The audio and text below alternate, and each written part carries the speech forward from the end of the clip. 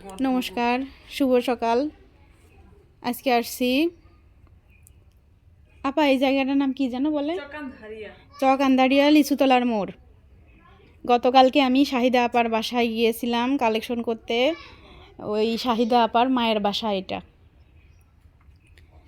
এই যে মৌসুমি আপা, শাহিদা আপার ভাইয়ের বউ, বড় ভাইয়ের বউ, আমাদের একজন ব্রাকের একজন সদস্য। উনিও ব্রাক থেকে ঋণ নিছে। ঋণ নিয়ে এই যে ওনার খামার, গরু পালে উনি। এই যে ওনার ঘরে যাচ্ছি। ওনার ঘরে যে ওরে বাবা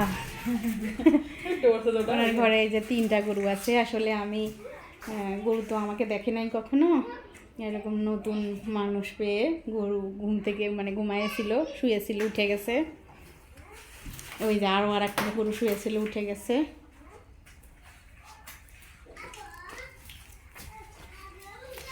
এখন এখান থেকে বের হয়ে যাব, কারণ গরু তো বলা যায় না, লাথিও মারতে পারে।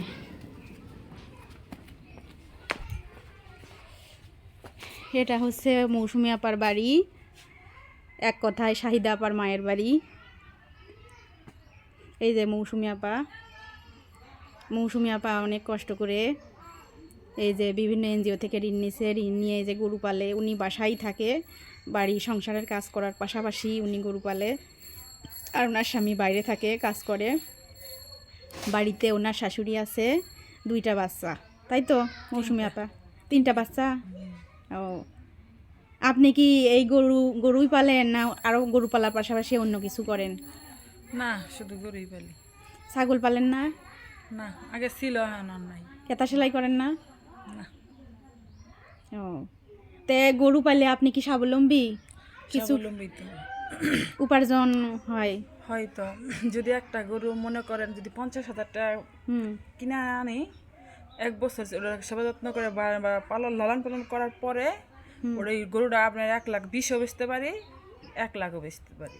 ও, তাহলে স্বাবলম্বী তো। তাহলে আমি যে গরুটা যেটা খাওয়াইতাছি এটা আমার একটা ব্যাংক মনে করেন। কারণ সে ওই ব্যাংকটার মধ্যে আমি যেটা পরিমাণ ওরা খাওয়াইছি ওটা ওর ভিতরে জমা রাখতেছি। আমি জমা রাখার পর সে আমারে একবারে টাকাটা দিতেছে।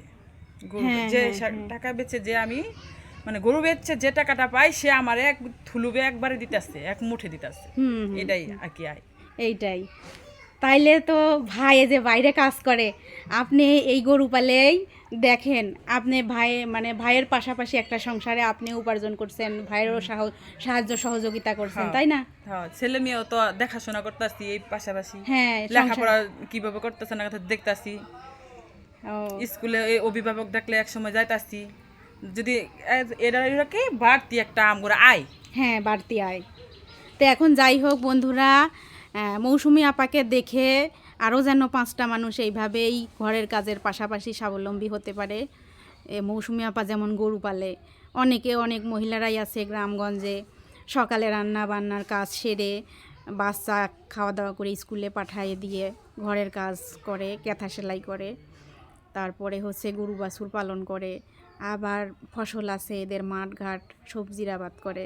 তো মৌসুমি আপা গরু পালনটাই বেছে নিছে, ওনার কাছে এইটাই ভালো লাগে। আর গরু পালন করে উনি অনেক লাভবানও হয়েছে। উনি একজন ক্ষুদ্র উদ্যোক্তা।